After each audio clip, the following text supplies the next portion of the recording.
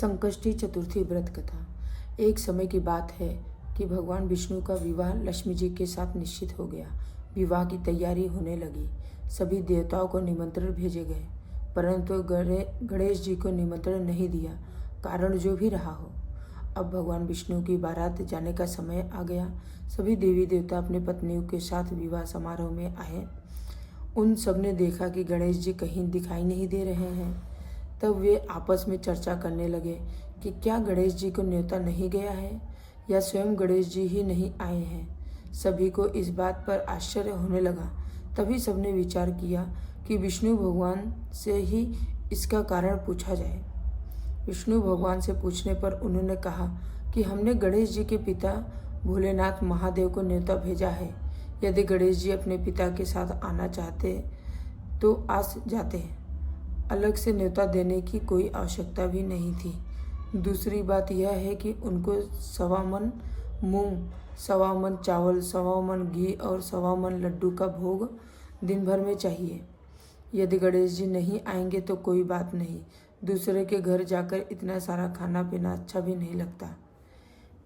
इतनी वार्ता कर ही रहे थे कि किसी एक ने सुझाव दिया, यदि गणेश जी आ भी जाए तो उनको द्वारपाल बनाकर बैठा देंगे कि आप घर की याद रखना। आप तो चूहे पर बैठकर धीरे धीरे चलोगे तो बारात से बहुत पीछे रह जाओगे। यह सुझाव भी सबको पसंद आ गया, तो विष्णु भगवान ने भी अपनी सहमति दे दी।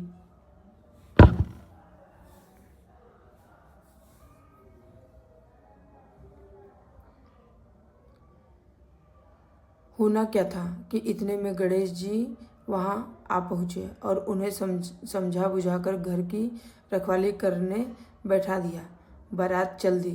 तब नारद जी ने देखा कि गणेश जी तो दरवाजे पर ही बैठे हुए हैं, तो वे गणेश जी के पास गए और रुकने का कारण पूछा। गणेश जी कहने लगे कि विष्णु भगवान ने मेरा बहुत अपमान किया है। नारद जी ने कहा कि आप अपनी मूषक सेना को आगे भेज दें तो वह रास्ता खोद देगी, जिससे उनके वाहन धरती में धंस जाएंगे। तब आपको सम्मानपूर्वक बुलाना पड़ेगा। अब तो गणेश जी ने अपनी मूषक सेना जल्दी से आगे भेज दी और सेना ने जमीन पोल कर दी। जब बारात वहां से निकली तो रथों के पहिए धरती में धंस गए। लाख कोशिश करे परंतु पहिए नहीं निकले। तभी सभी ने अपने अपने उपाय किए, परंतु पहिए तो नहीं निकले, बल्कि जगह जगह से टूट गए। किसी की समझ में नहीं आ रहा था कि अब क्या किया जाए। अब तो नारद जी ने कहा, आप लोगों ने गणेश जी का अपमान करके अच्छा नहीं किया। यदि उन्हें मनाकर लाया जाए तो आपका कार्य सिद्ध हो सकता है और यह संकट टल सकता है। शंकर भगवान ने अपने दूत नंदी को भेजा और वे गणेश जी को लेकर आए। गणेश जी का आदर सम्मान के साथ पूजन किया। तब कहीं रथ के पहिए निकले। अब रथ के पहिए निकल तो गए, परंतु वे टूट फूट गए तो उन्हें सुधारेगा कौन। पास के खेत में काम कर रहा था, उसे बुलाया गया। खाती अपना कार्य करने के पहले श्री गणेशाय नमः कहकर गणेश जी की वंदना मन ही मन करने लगा। देखते ही देखते खाती ने सभी पहियों को ठीक कर दिया।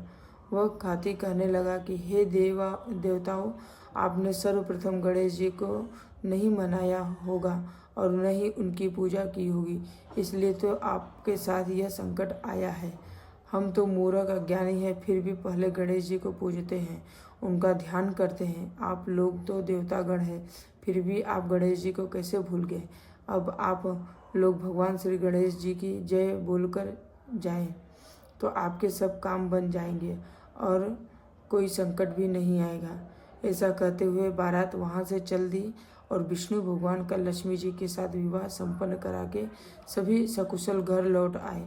हे गणेश जी महाराज, आपने विष्णु भगवान को जैसा कार्य सरियो ऐसो कार्य सबको सिद्ध कर जो। बोलो गजानन भगवान की जय।